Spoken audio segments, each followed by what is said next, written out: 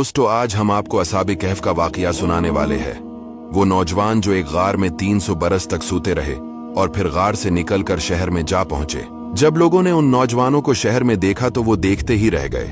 अल्लाह ताला ने इस वाकया का जिक्र कुरान मजीद की सूरह कहफ में किया है।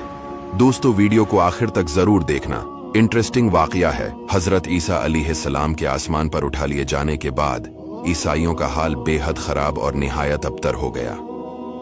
लोग बदप्रस्ती करने लगे और दूसरों को भी बदप्रस्ती पर मजबूर करने लगे।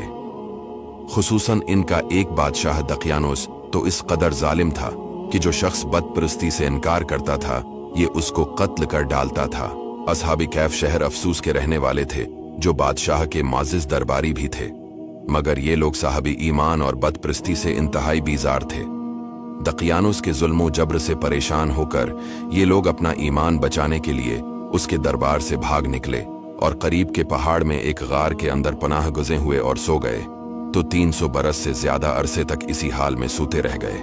दकियानोस ने जब इन लोगों को तलाश कराया और उसको मालूम हुआ कि ये लोग गार के अंदर हैं तो वो बेहद नाराज हुआ और फर्त गैज़ो गजब में ये हुक्म दे दिया कि गार को एक संगीन दीवार उठाकर बंद कर दिया जाए था कि ये लोग उसमें रहकर मर जाएं और वही गार इन लोगों की कब्र बन जाए।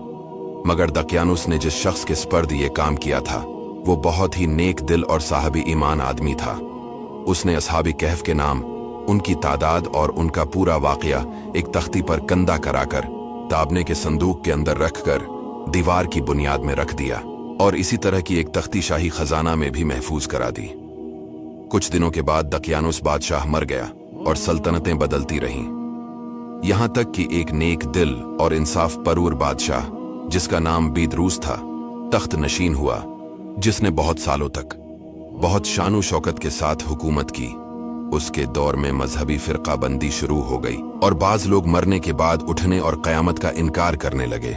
कौम का ये हाल देखकर बादशाह रंजो गम में डूब गया और वो तन्हाई में एक मकान के अंदर बंद होकर खुदावंद कुदूस के दरबार में निहायत बेकरारी के साथ गिरियावजारी करके दुआएं मांगने लगा कि या अल्लाह, कोई ऐसी निशानी जाहिर फरमा दे ताकि लोगों को मरने के बाद जिंदा होकर उठने और कयामत का यकीन हो जाए।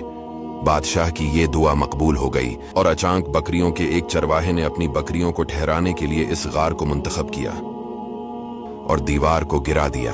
दीवार गिरते ही लोगों पर ऐसी हैबत सवार हो गई कि दीवार गिराने वाले लर्जा होकर वहां से भाग गए और असहाबी कैफ अल्लाह ताला के हुक्म से अपनी नींद से बीदार होकर उठ बैठे और एक दूसरे से सलामो कलाम में मशगूल हो गए और नमाज भी अदा कर ली। जब इन लोगों को भूख लगी तो इन लोगों ने अपने एक साथी यमलीखा से कहा कि तुम बाजार जाकर कुछ खाना लाओ और निहायत खामोशी से ये भी मालूम करो कि दकियानोस हम लोगों के बारे में क्या इरादा रखता है। यमलीखा गार से निकलकर बाजार गए और ये देखकर हैरान रह गए कि शहर में हर तरफ इस्लाम का चर्चा है और लोग एलानिया हजरत ईसा अलैहिस्सलाम का कलमा पढ़ रहे हैं। यमलीखा ये मंजर देखकर हैरत में पड़ गए कि इलाही, ये माजरा क्या है कि इस शहर में तो ईमान और इस्लाम का नाम लेना भी जर्म था। आज ये इनकलाब कहां से और क्यों कर आ गया। फिर ये एक नानबाई की दुकान पर खाना लेने गए और दकियानोसी जमाने का रुपया दुकानदार को दिया जिसका चलन बंद हो चुका था, बल्कि कोई इस सिक्का का देखने वाला भी बाकी नहीं रह गया था। दुकानदार को शबा हुआ कि शायद इस शख्स को कोई पुराना खजाना मिल गया है। चनांचा दुकानदार ने इनको हुक्काम के स्पर्द कर दिया और हुक्काम ने इनसे खजाने के बारे में पूछ-गुछ शुरू कर दी और कहा कि बताओ खजाना कहाँ है। यमलीखा ने कहा कि कोई खजाना नहीं है, ये हमारा ही रुपया है। हुक्काम ने कहा कि हम किस तरह मान लें कि रुपया तुम्हारा है। ये सिक्का 300 बरस पुराना है और बरसों गुजर गए कि उस सिक्के का चलन बंद हो गया और तुम अभी जवान हो, लिहाजा साफ साफ बताओ कि मामला हल हो जाए। ये सुनकर यमलीखा ने कहा कि तुम लोग ये बताओ कि दकियानोस बादशाह का क्या हाल है। हुक्काम ने कहा कि आज जमीन पर उस नाम का कोई बादशाह नहीं है। हाँ, सैकड़ों बरस गुजरे कि उस नाम का एक बेईमान बादशाह गुजरा है जो बदप्रस्त था। यमलीखा ने कहा, अभी कल ही तो हम लोग उसके खौफ से अपने ईमान और जान को बचाकर भागे हैं। मेरे साथी करीब ही के एक गार में मौजूद हैं, तुम लोग मेरे साथ चलो, मैं तुम लोगों को उनसे मिला दूं। चिनाचे हुकाम और अमायदीन शहर कसीर तादाद में उस गार के पास पहुंचे। असहाब कहफ यमलीखा के इंतजार में थे।